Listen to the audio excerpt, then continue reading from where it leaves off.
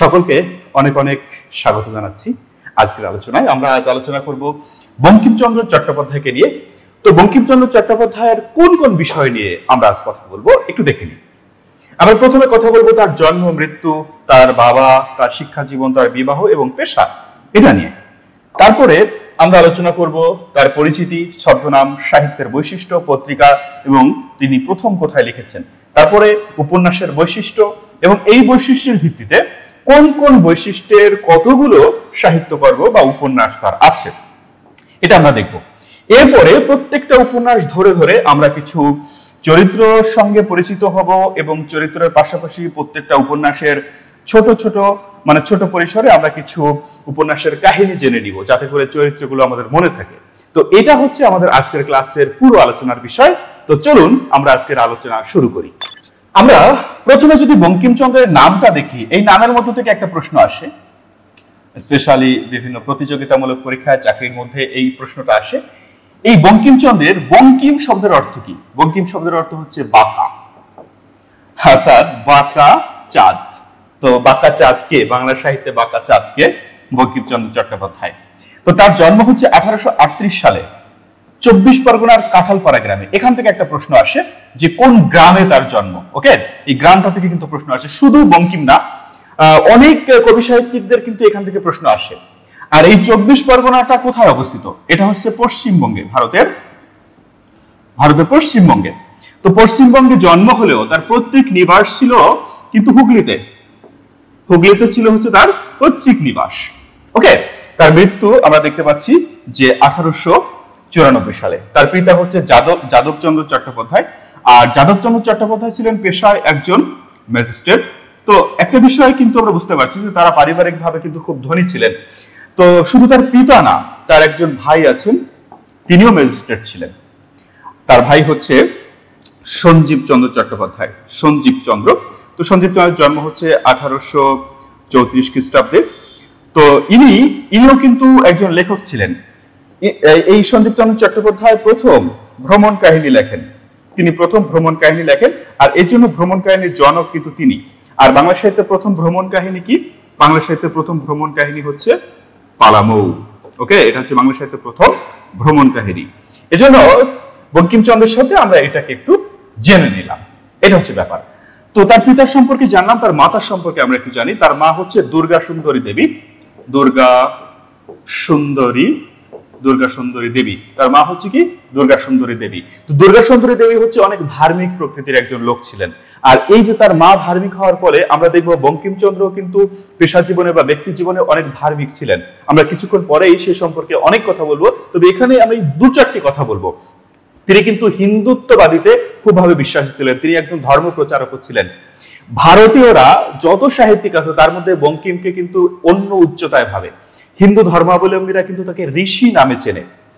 তো এই যে ধর্ম প্রচার বা হিন্দুত্ববাদীতে তিনি যে বিশ্বাসী, এর কিন্তু একটা বড় পরিচয়। এবং আরেকটা গুরুত্বপূর্ণ তথ্য আমি দিয়ে রাখি যে এখন ভারতের জাতীয় সঙ্গীতের রচয়িতা কিন্তু আমরা জানি রবীন্দ্রনাথ ঠাকুর, কিন্তু রবীন্দ্রনাথ ঠাকুরের পূর্বে বন্দে মাতারাম যে জাতীয় সঙ্গীতটা ছিল সেটা কিন্তু এই বঙ্কিমচন্দ্রের লেখা। ওকে, আমরা সেগুলো নিয়ে ধারাবাহিকভাবে আরো কথা বলবো। এবার তার শিক্ষা জীবন নিয়ে আমরা একটু কথা বলি। যে ভারতবর্ষের প্রথম গ্রাজুয়েট শুধু এতটুকু না, আমরা তার পুরো শিক্ষা জীবনটাকে একটু বোঝার চেষ্টা করব। সেটা হচ্ছে কি, আমরা দেখি যে 7 বছর পর্যন্ত, যেহেতু তারা খুব পারিবারিকভাবে ভালো ছিল, তাই জীবনের প্রথম 7 বছর তিনি বাড়িতে বসেই পড়াশোনা করেন। এবং 1844 সালে তিনি প্রথম স্কুলে ভর্তি হন, হুগলিতে তিনি প্রথম স্কুলে ভর্তি হন। কারণ হুগলিতে তখন তার বাবা ওখানে চাকরি করতেন, এর জন্য হুগলিতে তিনি ভর্তি হন।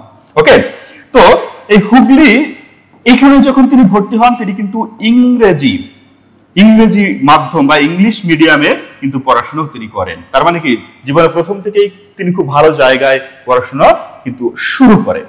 এরপরে শুরু হয় তার কলেজ জীবন, যে 1849 সালে তিনি কলেজে ভর্তি হন। এই কলেজে ভর্তি হওয়ার পরপরই তিনি কিন্তু প্রথম বিয়ে করেন। অর্থাৎ প্রথম বিয়ে কেন বলতেছি, তার স্ত্রী হচ্ছে দুজন। প্রথম যখন বিয়ে করে তার বয়স থাকে তখন 11 বছর, অর্থাৎ তিনি 11 বছরে বিয়ে করেন। আর যাকে বিয়ে করে তার বয়স থাকে হচ্ছে 5 বছর। তো একেবারে ছোট মেয়ে, এবং 5 বছর বয়সে বিয়ে হয়, কিন্তু তিনি 10 বছর বেঁচে থাকেন। অর্থাৎ এখানে এই যে 1859 সালে কিন্তু তার স্ত্রী মারা যান। যাও, এটা একটা বিয়োগান্ত ঘটনা আমরা এখানে দেখবো। হ্যাঁ, এখানে আছে সেটা। তো আমরা যেখানে ছিলাম তার পড়াশোনা নিয়ে একটু ছিলাম। তো তিনি হচ্ছে এখানে এই যে 44 থেকে 49 পর্যন্ত তিনি হচ্ছে স্কুল এবং কলেজে পরবর্তীতে ভর্তি হয়, এবং তার শিক্ষা জীবন এখানে কলেজ জীবন থাকে 1856 সাল পর্যন্ত হচ্ছে তার কলেজ জীবন থাকে। তো এই কলেজে পড়াকালীন সময় কিন্তু তার মধ্যে কবি প্রতিভার বিকাশ ঘটে। কেন এই কথা আমি বলছি, যে 1852 সালে সংবাদ প্রভাকর এই পত্রিকায় লেখার মাধ্যমে, এই সংবাদ প্রভাকর পত্রিকায় লেখার মাধ্যমে কিন্তু কবির এখানে কবিতা প্রকাশের মাধ্যমে তার কবি প্রতিভার বা এই যে সাহিত্য প্রতিভার কিন্তু বিকাশ ঘটে। তিনি কিন্তু প্রথমে কবিতা দিয়েই লেখা শুরু করেন, এটা কিন্তু অনেক গুরুত্বপূর্ণ একটা তথ্য। তো কবিতা লেখার মাধ্যমে তার হচ্ছে প্রতিভার বিকাশ ঘটে। আর এই যে পত্রিকাটা ছিল, এটা ছিল হচ্ছে ঈশ্বরচন্দ্র গুপ্তের পত্রিকা। তার মানে তার লেখা শুরু হয় ঈশ্বরচন্দ্র গুপ্তের পত্রিকার মাধ্যমে। তো আমরা এখানে কলেজ জীবন শেষ করলাম। এবার কলেজ জীবন শেষ করার পরে এইখানে এই যে 1857 সালে ভারত উপমহাদেশে একটা গুরুত্বপূর্ণ ঘটনা। এই 1857 সালে কিন্তু সিপাহী বিদ্রোহ হয়। আর সিপাহী বিদ্রোহ যেহেতু হয়, ইংরেজরা ভারতীয়দেরকে খুশি করার জন্য 3টা বিশ্ববিদ্যালয় প্রতিষ্ঠা করে দেয়। এটা কিন্তু অনেক গুরুত্বপূর্ণ একটি ঘটনা। 3টা বিশ্ববিদ্যালয় কোথায়? মাদ্রাজ, বোম্বে এবং হচ্ছে কলকাতায়। তো কলকাতা কিন্তু অনেক বড় একটি বিশ্ববিদ্যালয়, যে ভারতবর্ষের অনেক জ্ঞানী গুণী ব্যক্তি কিন্তু এখান থেকে, এবং ভারতে যারা 4 জন নোবেল বিজয়ী আছে তারা কিন্তু সবাই এখানে কলকাতা বিশ্ববিদ্যালয়ে পড়াশোনা করতেন। এখানে কলকাতা কিন্তু অনেক বড় একটা বিশ্ববিদ্যালয়। তো কলকাতা বিশ্ববিদ্যালয় প্রতিষ্ঠা হয় কখন? তা আমরা কিন্তু এটাও মনে রাখবো, একসঙ্গে কিন্তু এটাও মনে রাখতে পারি যে কলকাতা বিশ্ববিদ্যালয় প্রতিষ্ঠিত হয় এই যে 1857 সালে। 1857 সালে কি হয়? কলকাতা বিশ্ববিদ্যালয় প্রতিষ্ঠা হয়। অনেক গুরুত্বপূর্ণ একটা তথ্য, এই কলকাতা বিশ্ববিদ্যালয়ে প্রথম বিএ পরীক্ষা শুরু হয়। প্রথম বিএ পরীক্ষা শুরু হয় 1859 সালে। প্রথম বিএ পরীক্ষা কিন্তু শুরু হয় 1859 সালে। এই 1859 সালে যখন বিএ পরীক্ষা হয়, তখন 10 জন শিক্ষার্থী হচ্ছে এই বিএ পরীক্ষায় অংশগ্রহণ করে। আর এই 10 জন শিক্ষার্থীদের মধ্যে মাত্র 2 জন শিক্ষার্থী যারা প্রথমবার বিএ পরীক্ষায় উত্তীর্ণ হয়। তার মধ্যে একজন হচ্ছে যদুনাথ, আরেকজন হচ্ছে বঙ্কিমচন্দ্র চট্টোপাধ্যায়। তো এখানে আরেকটি তথ্য আছে যে শোনা যায় বঙ্কিমচন্দ্র নাকি বাংলায় ফেল করেছিলেন, আর খাতা দেখেছিলেন ঈশ্বরচন্দ্র বিদ্যাসাগর। তো ব্যাপারটা হচ্ছে যে ঈশ্বরচন্দ্র বিদ্যাসাগর খাতা দেখে পরে 10 মার্কস গ্রেস দেয়, আর এই কারণে কি হয়? তারা পাশ করে। তো যাই হোক, এটা ছিল তার শিক্ষা জীবন। তো এই জন্য তাকে বলা হয় কি ভারতবর্ষের প্রথম গ্রাজুয়েট। এবং আইনেও তিনি ডিগ্রি অর্জন করে, কারণ তিনি ম্যাজিস্ট্রেট ছিলেন। স্বাভাবিকভাবে তিনি আইনের প্রতি তার একটা ঝোঁক কিন্তু তখনই আসে, এবং তার কিছু লেখার মধ্যেও কিন্তু এই আইনের যে তিনি মারপ্যাচ গুলো বোঝে সেগুলো কিন্তু আমরা দেখি। হ্যাঁ, যেমন কমলাকান্তের জবানবন্দি সহ বেশ কিছু লেখায় তিনি এই বিষয়গুলো ফুটিয়ে তুলেছেন। আমরা তার শিক্ষা জীবন আশা করি এইটুকু বুঝতে পেরেছি। তারপরে তার বিবাহ 2টা। প্রথম বিয়ে করে 11 বছর বয়সে, আর মেয়ের বয়স থেকে 5 বছর। ওকে, আচ্ছা, পেশা হচ্ছে তিনি ডেপুটি ম্যাজিস্ট্রেট। আমরা বলেছি এই পেশাটা কিন্তু তার অনেক গুরুত্বপূর্ণ, স্পেশালি সাহিত্যের ক্ষেত্রে। কিভাবে? এই যে তিনি খুলনায় থাকেন, যশোরে থাকেন, রংপুর থাকে। এই রংপুর থাকাকালীন ওখানের মানুষের কাছ থেকে তিনি অনেক গল্প শুনেছেন, স্পেশালি যে দেবী চৌধুরানী, ডাকাত দেবী চৌধুরানীর যে গল্পটা আছে, আমরা অনেকে হয়তো সেই গল্পটা জানি, যে ডাকাত দেবী চৌধুরানী অনেক ডাকাতি করে এসে সাধারণ মানুষদের হেল্প করতো। আবার আছে ওখানে একজন অত্যাচারী রাজা, হ্যাঁ, সেটা হচ্ছে কি হচ্ছে দেবী সিং, যে হচ্ছে সাধারণ মানুষকে অনেক বেশি নির্যাতন করতো এবং অনেক টাকা পয়সা নিত। তো টাকা দিতে গিয়ে দেখা গেছে সন্তানও বিক্রি করে দিছে।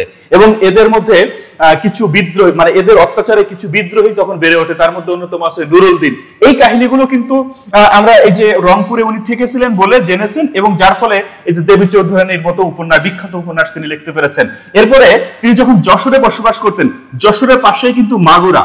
ওকে, যশোরের পাশে কিন্তু মাগুরা। আর এই মাগুরায় কিন্তু একজন বিখ্যাত রাজা ছিলেন, তিনি হচ্ছে কি সীতারাম। এই যে সীতারাম, এনার সম্পর্কেও কিন্তু তিনি জেনেছেন ওখানে, এবং পরবর্তীতে কিন্তু এটা নিয়েও তার কি আছে, এই কাহিনী নিয়েও তার উপন্যাস আছে। তো তো আমরা এই পর্যন্ত এখানে দেখলাম। তো আমরা দেখবো এবার যে আমাদের পরবর্তী স্লাইডে কি আছে। এখানে আছে বঙ্কিমচন্দ্রের পরিচিতি। তো পরিচিতি আমরা একটু দেখি যে তার কি কি পরিচয় আছে। তার পরিচয় কি আছে? তাকে আমরা সাহিত্য সম্রাট বলি। কেন সাহিত্য সম্রাট বলি? আমরা একটু দেখি যে বঙ্কিমচন্দ্র কিন্তু মোট 14টি উপন্যাস লিখেছে। কতটি? 14টি উপন্যাস লিখেছেন। তবে তার একটা ইংরেজি উপন্যাস আছে, সেটা হিসাব করলে 15টি উপন্যাস তার। ওকে, তার হচ্ছে লেখা 14টি উপন্যাস এবং 14টাই সার্থক উপন্যাস। 14টাই কি? সার্থক উপন্যাস। এজন্য কিন্তু তাকে কি বলা হয়? সাহিত্যের সম্রাট, বাংলার স্কট। এটা অনেক গুরুত্বপূর্ণ। বাংলার স্কট একজন ইংরেজ লেখক ছিলেন, উইলিয়াম ওয়ার্ডস স্কট। এই যে উইলিয়াম ওয়ার্ডস স্কট, ইনি হচ্ছে সাহিত্য লিখতেন হিস্ট্রি প্লাস রোমান্স, অর্থাৎ তার সাহিত্যের মধ্যে ইতিহাসও থাকতো এবং রোমাঞ্চও থাকতো। এইটার জন্য এটাই, এবং এই বঙ্কিমচন্দ্র চট্টোপাধ্যায়ও তার সাহিত্যের ধারায় এই বিষয়টাকে প্রয়োগ করেন। এজন্য তাকে কি বলা হচ্ছে? বাংলার স্কট বলা হচ্ছে। এরপরে আমরা তার পরের যে তথ্যটা দেখি যে উপন্যাসের জনক। দেখি, আমরা যদি একটু দেখি, বাংলা সাহিত্য প্রথম উপন্যাস কিন্তু লিখেছেন হচ্ছে আলালের ঘরের দুলাল প্যারীচাঁদ মিত্র। তো প্যারীচাঁদ মিত্র কিন্তু সার্থক উপন্যাস নয়। ওকে, সার্থক উপন্যাস কে লিখেছেন? বঙ্কিমচন্দ্র চট্টোপাধ্যায়। এছাড়াও 14টি উপন্যাস লিখেছেন। এজন্য কিন্তু তাকে উপন্যাসের জনক বলা হচ্ছে। এজন্য কি বলা হচ্ছে? উপন্যাসের জনক বলা হচ্ছে।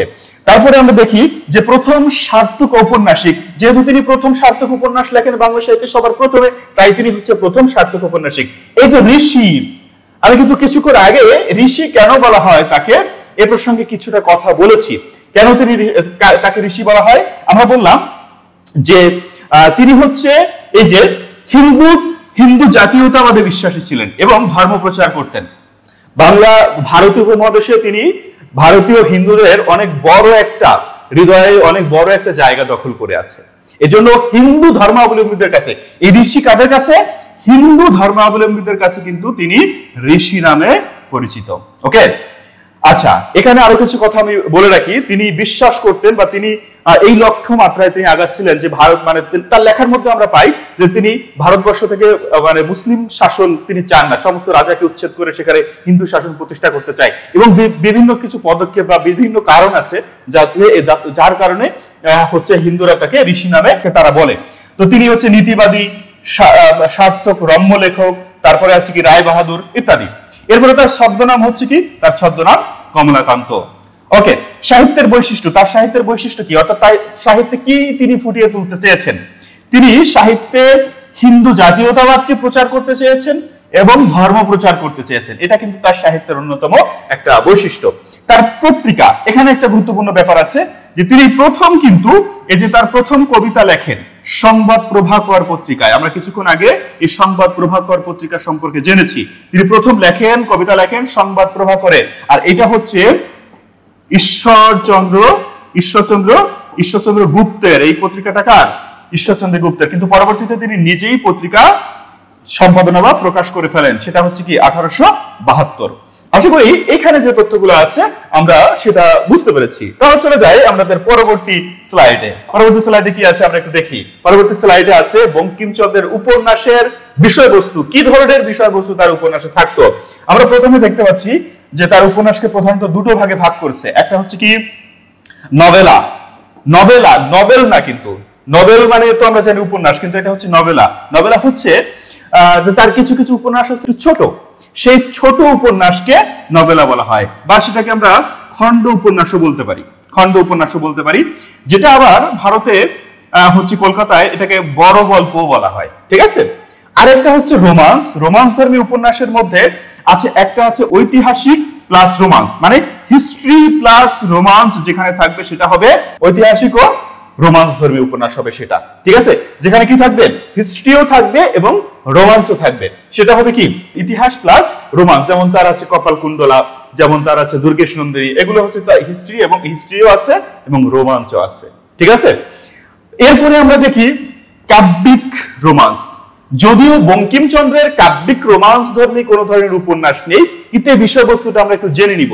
কাব্যিক রোমান্স হচ্ছে কল্প কাহিনী, অর্থাৎ যে ঘটনাটা হচ্ছে অলৌকিক, যার বাস্তব প্রমাণ নাও থাকতে পারে, কিন্তু সেখানে রোমান্স আছে বা রোমান্টিকতা আছে, সেটা হচ্ছে কি কাব্যিক রোমান্স। যেমন আমরা বলতে পারি দেবদাস, দেবদাস কিন্তু বাস্তবে ঘটে নাই, কিন্তু সেই ঘটনাটি রোমান্টিক ভাবে বা রোমান্স ধর্মী, এটাকে কি বলা হচ্ছে? এটাকে বলা হচ্ছে কাব্যিক রোমান্স। তা আমরা এবার দেখে নিব যে বঙ্কিমচন্দ্র চট্টোপাধ্যায়ের কোন কোন এই যে সাহিত্যের যে বিষয়বস্তু ভিত্তিতে তার সাহিত্যগুলোকে যে ভাগগুলো শ্রেণী বিভাগে বিভক্ত করা হয়েছে সেগুলো কি আছে। প্রথমত আছে তার খণ্ড উপন্যাস, খণ্ড উপন্যাস বা আমরা একটু আগে যেটা বললাম নভেলা বা বড় গল্প, এটা আছে ইন্দিরা, এটা আছে রাধারানী, এটা আছে যুগলাঙ্গুরীয়, যুগলাঙ্গুরীয়। এখানে ইন্দিরা হচ্ছে কি, ইন্দিরা হচ্ছে ধনীর কন্যা, হ্যাঁ ধনীর কন্যা, তার গরিবের সঙ্গে বিয়ে হয় একটা পরিবারে, তার মধ্যে ওই যে তার শ্বশুর এবং তার জামাইয়ের মধ্যে যে কলহ আছে সেটা হচ্ছে ইন্দ্রিয়ার কাহিনী। হ্যাঁ, এরপর হচ্ছে রাধারানীর কাহিনী। এখানে যে যুগলাঙ্গুরীয় অর্থাৎ যুগলের, অঙ্গুরীয় মানে আংটি, অর্থাৎ একজন যুগলের মধ্যে আংটি বদল হয়। আংটি বদল হয় কি, যখন তাদের আংটি বদল হয় কেউ তা কাউকে দেখে না, মানে দুজনের মুখ ঢাকা, আংটি বদল হয়ে যায়। এরপরে তাদের সঙ্গে দেখা হয় না, প্রায় 5 বছর পরে তাদের সঙ্গে দেখা হয়, দেখা হয়ে তখন তারা চিনতে পারে। এমনিতেই তাদের মধ্যে আগে থেকেই পরিচয় ছিল, কিন্তু যে আংটি বদল তাদের সঙ্গে হয়েছে এটা তারা জানে না, তো কেন তাদের সঙ্গে এমনটা ঘটলো।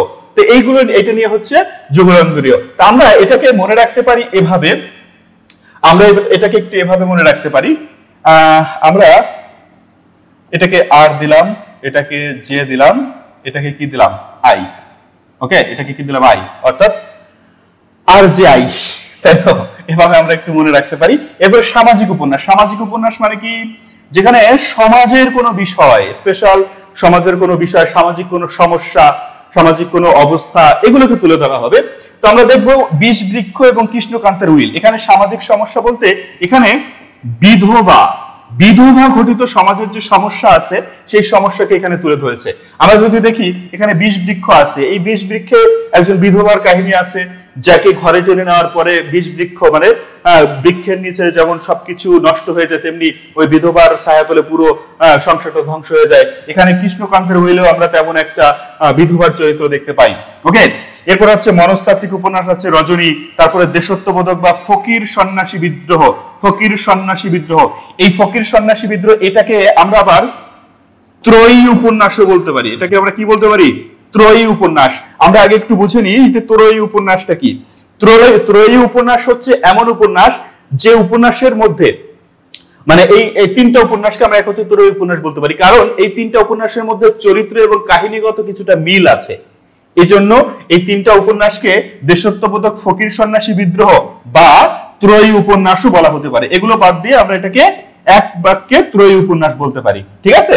এই যে আনন্দমঠ, তারপর হচ্ছে দেবী চৌধুরানী, হ্যাঁ সীতারাম, হ্যাঁ প্রত্যেকটাই কি আছে, এই যে ফকির সন্ন্যাসী বিদ্রোহ আছে, প্রত্যেকের মধ্যে কি আছে, ফকির সন্ন্যাসী বিদ্রোহের একটা যে ব্যাপার আছে।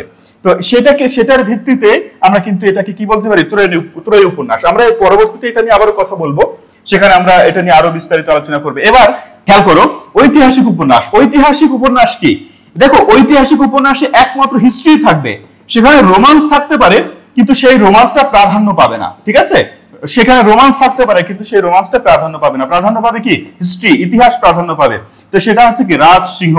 এরপরে আছে রোমাঞ্চ ইতিহাস, কি আছে দুর্গেশ নন্দিনী, কপালকুণ্ডলা, চন্দ্রশেখর, মৃণালিনী।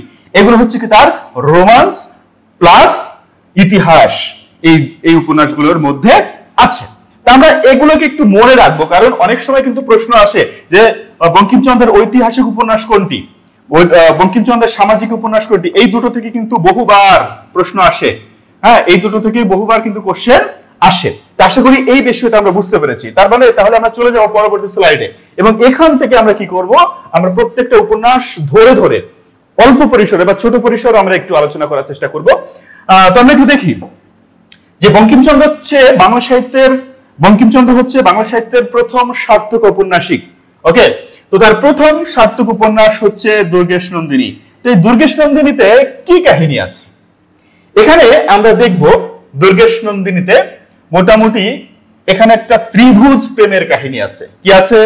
একটা ত্রিভুজ প্রেমের কাহিনী আছে। অনেক সময় চতুর্ভুজও হয়, কিন্তু বইয়ে এটাকে ত্রিভুজ কাহিনী, প্রেমের কাহিনী রূপে এখানে উল্লেখ করেছে। তো ত্রিভুজ প্রেমের কাহিনী, এখানে তিনটা পক্ষ আছে। সম্রাট আকবর, এই সম্রাট আকবরের প্রধান সেনাপতি হচ্ছে মানসিংহ।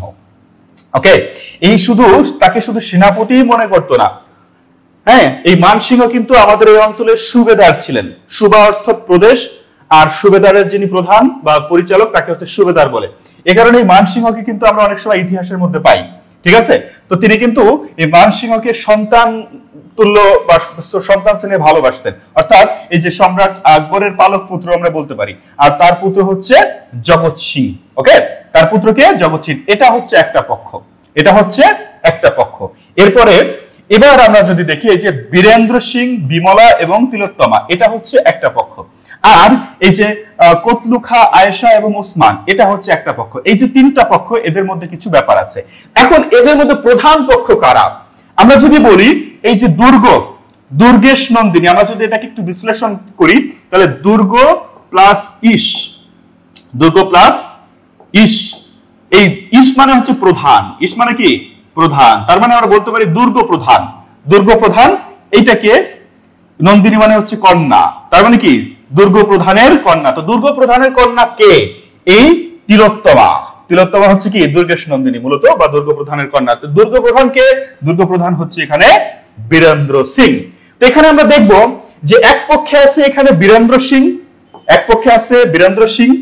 ওকে, এক পক্ষে আছে এখানে সম্রাট আকবর, সম্রাট আকবর, মানসিংহ এবং জগৎ সিংহ এক পক্ষে আছে, বীরেন্দ্র সিং, তার স্ত্রী, এবং এখানে কি আছে এই যে তিলোত্তমা, এবং অন্য পক্ষে আছে কতলু খা, আয়েশা এবং ওসমান।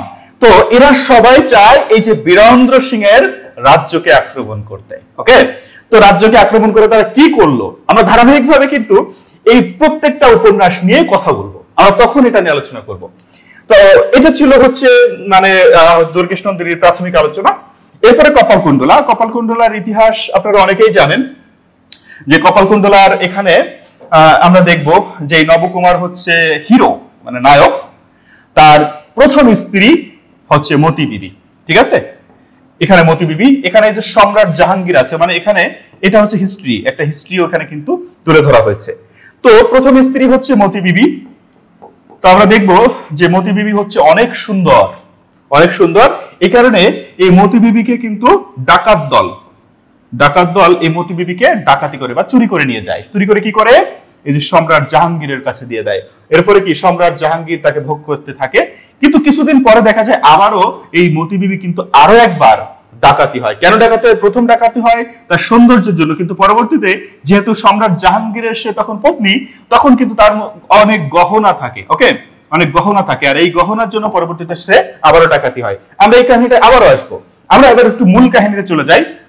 যে নবকুমার হচ্ছে মূলত তীর্থযাত্রায় যায় একবার তার গ্রামের সকলকে নিয়ে, কিন্তু তীর্থযাত্রায় যায় নৌকায় করে। তো নৌকায় করে যখন যায়, ভয়ঙ্কর কুয়াশার মধ্যে মাঝি হচ্ছে দিক হারিয়ে ফেলে। তো যখন এই দিক হারিয়ে ফেলে, তারা গিয়ে একটা নদীর মোহনায়, কিন্তু মানে নদীর মোহনা হলেও তারা পাড়ের কাছাকাছি ছিল, সেখানে গিয়ে আটকে পড়ে। সকাল যখন হয় সেখানে, তখন হচ্ছে নবকুমার বনের মধ্যে যায় কাঠ সংগ্রহ করতে, কারণ তাদের নৌকায় কোনো কাঠ ছিল না, রান্না করার কোনো কাঠ ছিল না। তখন সে যখন কাঠ নিয়ে ফিরে আসে, তখন দেখে যে তাকে রেখে বাকিরা সবাই চলে গেছে। তখন সে দিকভ্রষ্ট হয়ে যায়, বনের মধ্যে থেকে হাঁটাহাঁটি করে। তখন তার দেখা হয় এই কপালকুণ্ডলার সাথে। এই কপালকুণ্ডলা এবং কাপালিক এরা থাকে হচ্ছে বনে। কাপালিক কারা? যারা হচ্ছে মূলত সাধনা করে, কিন্তু নর বলি দিয়ে, অর্থাৎ মানুষকে বলি দিয়ে তারা সাধনা করে। আর তার কাছে পালিত হচ্ছিল কপালকুণ্ডলা। ওকে, কপালকুণ্ডলার সঙ্গে যখন নবকুমারের দেখা হয়, সে হচ্ছে কাপালিকের আশ্রয়ে নিয়ে যায়, আশ্রমে নিয়ে যায়, কিন্তু কাপালিক তখন নবকুমারকে হত্যা করতে চায়। আর এটা দেখে তারা কি করে, এই কপালকুণ্ডলা এবং নবকুমার দুজনেই পালিয়ে যায়। পালিয়ে কোথায়? গ্রামে চলে আসে এবং তারা বিয়ে করে। কিন্তু এই যে এর পরের কাহিনীটা কি? এই যে গহনার জন্য যখন মতি বিবি চুরি হলো, তারপরে কিন্তু নবকুমারের সঙ্গে তাদের আবার দেখা হয়। এই যে যখন দেখা হয়ে যায়, তখন কিন্তু সে এটা মেনে নিতে পারে না। তখন এই কাপালিকের সঙ্গে মতি বিবি হাত মিলায়, মানে কাপালিকও আবার গ্রামে চলে আসে। হাত মিলিয়ে এই কপালকুণ্ডলাকে অপবাদ দেয়, অপবাদ দিয়ে তাকে মারার জন্য, এই নবকুমারকে তাকে মারার জন্য উদ্যত করে, কিন্তু নবকুমার মারতে পারে না। একবারে দেখবা শেষ দিকে একটা চমৎকার লাইন আছে, তুমি কি বুঝিবে মৃন্ময়ী, তুমি তো কখনো আপনার হৃৎপিণ্ড আপনি ছেদন করিয়া নদীতে ফেলিতে আসো নাই। চমৎকার একটা উক্তি আছে। তারপর কি হয়? কপালকুণ্ডলা নদীতে ঝাঁপ দিয়ে মারা যায় এবং নবকুমারও কি হয়? শেষ হয়ে যায়। তো এটা হচ্ছে কপালকুণ্ডলার কাহিনী। এরপরে হচ্ছে বিষ বৃক্ষ। বিষ বৃক্ষ আমরা বলছিলাম এই বিষবৃক্ষ হচ্ছে সামাজিক উপন্যাস, তো এখানে কি থাকবে? সামাজিক কাহিনী থাকবে, সামাজিক সমস্যা থাকবে। এখানে সামাজিক সমস্যা হচ্ছে বিধবাদের নিয়ে। তো এখানে বিধবা কারা আমরা দেখবো। প্রথমে হচ্ছে যে কুন্দনন্দিনী, কুন্দনন্দিনী হচ্ছে এখানে বিধবা। তো এখানে আমরা দেখবো রোহিণী। তো এ হচ্ছে প্রথমে কিন্তু বিধবা ছিল না, এর বাবা মা ভাই বোন কেউই নাই। হ্যাঁ, তো তারপরে এই যে নগেন্দ্র, নগেন্দ্র এই কুন্দনন্দিনীকে তার এই যে হচ্ছে কমলমণি হচ্ছে তার বোন, এই বোনের কাছে তাকে থাকতে দেয়, ঠিক আছে, থাকতে বলে। অন্যদিকে এই যে সূর্যমুখী, এ হচ্ছে নগেন্দ্রর স্ত্রী। তো এ হচ্ছে, এর মধ্যে হচ্ছে খুব প্রচুর প্রেম, প্রচুর ভালোবাসা। এ হচ্ছে বেশ সফট কর্নারের একটা মেয়ে, একেবারে তোমাদের মতো সফট কর্নারের একটা মেয়ে। তো সে কি করে? সে বলে যে না, কুন্দ আমাদের কাছে থাকুক। তখন তাকে কি করে? তাদের কাছে নিয়ে আসে। এখন কিন্তু সমস্যা হয় না। এখন কি করে? যেহেতু তাদের কাছে নিয়ে আসে, এই যে তারাচরণ হচ্ছে এই নগেন্দ্রের ভাই, এই তারাচরণের সঙ্গে তাদের এই কুন্দর বিয়ে দেয়। তো বিয়ে দিলে তারা বেশ ভালোই ছিল, কিন্তু হঠাৎ করে এই তারাচরণ মারা যায়। তো যখন মারা যায়, আবারও কিন্তু এখানে এই সংসারে সে চলে আসে, আর এবার হয় বিপত্তি। আস্তে আস্তে এই নগেন্দ্র তার প্রতি কি প্রেমাসক্ত হয়ে পড়ে। এটা কিন্তু এই যে সূর্যমুখী জানতে পেরে পরে এটা কিন্তু মানতে পারে না। এটা নিয়েই কিন্তু তাদের অশান্তি শুরু হয়। এরপরে একদিন এই যে জমিদার রোহিণী, হ্যাঁ, একটা জমিদার, এই একটা চরিত্র আছে, সে আবার কুন্দকে প্রচন্ড ভালোবাসে। ওকে, তো এই কাহিনী যখন আবার নরেন্দ্র জানে, এটা নিয়ে কিন্তু তাদের মধ্যে ব্যাপক সমস্যা তৈরি হয়। এবং আমরা দেখবো শেষ দিকে কুন্দ একেবারে নগেন্দ্রর কোলে বিষ খেয়ে মারা যায়। ঠিক আছে, অর্থাৎ কি বিধবা নিধন। এটা কেন হলো? বিধবাকে বাঁচিয়ে রাখলো না কেন? এই বঙ্কিমচন্দ্র কিন্তু আসলে বিধবা বিবাহের পক্ষে ছিল না, বিপক্ষে ছিল। অর্থাৎ এটা যে সমাজের সমস্যা, এখানে কিন্তু অনেকটা সেই সমস্যাকে তুলে ধরেছে। আমরা পরেরটাও কিন্তু তেমনই দেখবো। এই যে হরলাল, গোবিন্দ, ভ্রমর, রোহিণী, নিশাকর, এখানে প্রধান চরিত্র হচ্ছে আমরা দেখবো যে রোহিণী। হ্যাঁ, সে হচ্ছে ভালোবাসে হরলালকে। তো হরলাল এই রোহিণীকে একটা দায়িত্ব দিয়েছে। কি দায়িত্ব? এই গোবিন্দর কাছ থেকে দলিল চুরি করতে হবে। আর দলিল যদি চুরি করতে পারে, তাহলে রোহিণীকে সে বিয়ে করবে। ওকে, রোহিণীকে সে বিয়ে করবে। এবার সে কিন্তু সুন্দরভাবে দলিল চুরি করে ফেলে। কিন্তু এই হরলাল তখন তার সঙ্গে একটু ছলনা করে। কি বলে? যে তুমি হচ্ছে চুরি করতে পারো তোমার স্বার্থের জন্য, তাহলে আমি তোমাকে কিভাবে বিশ্বাস করব? এই অবিশ্বাসের খেলায় তাকে কি করে, মানে তাকে শুধু ইউজ করে ফেলে দেয়। এবার পরবর্তীতে সেই দলিল আবার সে রাখতে যায়। তো যখন রাখতে যায়, সে ধরা খায়, ধরাকে শাস্তিও পায়। কিন্তু এই যে হরগোবিন্দ, এর মধ্যেও একটা সফট কর্নার ছিল, সেও ভালো মানুষ। তার স্ত্রী আছে, কিন্তু এই যে ভ্রমর, তার কিন্তু স্ত্রী আছে। ওকে, তো সে কি করে? ধীরে ধীরে রোহিণীর প্রেমে পড়ে যায়। তারা কি করে? ঘর ছাড়ে। ঘর ছেড়ে তারা কিন্তু আর ভালো থাকে না। এই যে বিধবাদের নিয়ে যে ভালো থাকা যায় না, দেখো বারবার কিন্তু এটাই ফিরে আসবে। তাদের নিয়ে তারা আর ভালো থাকতে পারে না। ওকে, তো ভালো থাকতে পারে না, কিন্তু মাঝে মধ্যে এবার কি করে? রোহিণী হচ্ছে পানিতে ডুব দিয়ে মারা যেতে চায়। তো সেটা কি করে? আবার হচ্ছে এই যে গোবিন্দ তাকে বাঁচায়। তারপরে আবার তাদের মধ্যে একটু ওই যে কি প্রেম ভাব জেগে ওঠে। কিন্তু এর মধ্যে দেখা গেল যে নিশাকর, সে হচ্ছে একদিন রাতে রোহিণীর সঙ্গে দেখা করতে আসে। আর সেটা দেখে কে? গোবিন্দ। সেটা যখন দেখে, সে সহ্য করতে পারে না। তার হাতে থাকে বন্দুক দিয়ে সরাসরি রোহিণীকে কি করে? মেরে ফেলে। এই যে বিধবার মৃত্যু ঘটে যায়। তো এই যে বিধবাদের যে সামাজিক সমস্যা, এটা আছে বিষবৃক্ষ এবং কৃষ্ণকান্তের উইলে। আমরা তারপরে যদি একটু দেখি কি আছে, আনন্দমঠ, দেবী চৌধুরানী, সীতারাম। আমরা কিন্তু পূর্বেই বলেছি এখানে আছে মূলত ফকির সন্ন্যাসী বিদ্রোহ। আর এটাকে আমরা প্রথমেই ত্রয়ী উপন্যাস বলেছি, মানে তিনটার বিষয়বস্তু একই।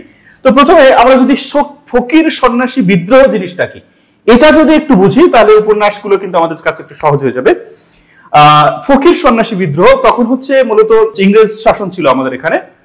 তো এদেশে কিন্তু ফকির হচ্ছে মূলত মুসলিমদের থেকে আসতো, আর সন্ন্যাসী হচ্ছে হিন্দুদের থেকে। তারা হচ্ছে মূলত ভিক্ষা করে জীবিকা নির্বাহ করত। তো তারা ভিক্ষা করে প্রচুর টাকা পয়সা পেত। ইংরেজরা এটাকে মানতে পারতো না, কারণ ইংরেজদের প্রতি টাকা পয়সার কিন্তু অনেক লোভ। তো তারা চাইতো টাকা তাদের দিবে। ব্যাপারটা বুঝতে পেরেছো? তো এই যে জায়গাটা আছে, এটা নিয়েই কিন্তু ইংরেজ এবং ফকির এবং সন্ন্যাসীদের মধ্যে, ফকির সন্ন্যাসী এক পক্ষে, ইংরেজরা অন্য পক্ষে, এদের মধ্যে তখন সমস্যা তৈরি হতো। এখানে ফকির এবং সন্ন্যাসীরা খুব সংঘবদ্ধ ছিল। হ্যাঁ, এটা অনেকটা বাস্তবধর্মী কিন্তু এই ঘটনাগুলো। তো ব্যাপারটা হচ্ছে যে ইংরেজরা প্রচুর টাকা পয়সা এদেশ থেকে তুলে নিত, তুলে নিয়ে তারা তো একটা বস্তায় করে বা কিছুতে করে তো নিয়ে যেত, তাদের উপরে আক্রমণ করতে এবং সবকিছু লুটপাট করে নিত এই ফকির বা সন্ন্যাসীরা। এই ঘটনার উপরেই কিন্তু এই ফকির সন্ন্যাসী বিদ্রোহটা বা এই উপন্যাসগুলো অনেকটা। আমরা দেখব যে ত্রয় উপন্যাস যে আমরা বলেছিলাম, এখানে আমরা দেখব এই যে যারা আছে এরা হচ্ছে মূলত সন্ন্যাসী। হ্যাঁ, এরা হচ্ছে সন্ন্যাসী। এই যে ভবানন্দ পাঠক, সাগর, এরা হচ্ছে সন্ন্যাসী। আর এ পাশে আমরা দেখবো যে ফকিরগণ আছে, মানে ফকির সন্ন্যাসী ব্যাপারটা কিন্তু প্রত্যেকটা জায়গায় আছে। এরপরে আমরা আরো কিছু চরিত্র দেখতে পারি, যে ভবানন্দ আছে, ভবানী পাঠক আছে, এরকম চরিত্র এখানে কিন্তু আছে। তো আমরা এক একটা করে একটু বোঝার চেষ্টা করি। এখানে আছে আনন্দমঠ, এখানে এরা হচ্ছে সন্ন্যাসী। আর এখানে একটা যে ঘটনাকে কেন্দ্র করে অনেক দূর আমরা উপন্যাসটাকে পাবো, সেটা হচ্ছে মহেন্দ্র, কল্যাণী এবং সুকুমারী। এখানে কিন্তু মূলত হচ্ছে দুর্ভিক্ষের একটা কাহিনীও কিন্তু এখানে তুলে ধরা হয়েছে। দুর্ভিক্ষের চিত্র, কেমন চিত্র? এই যে মহেন্দ্র, এরা কিন্তু রাজা বা এদের বেশ টাকা পয়সা আছে, ধন দৌলত আছে, কিন্তু দুর্ভিক্ষের কারণে এদের খাদ্য নাই, খাবার নাই। সোনা দানা আছে কিন্তু খাবার নাই।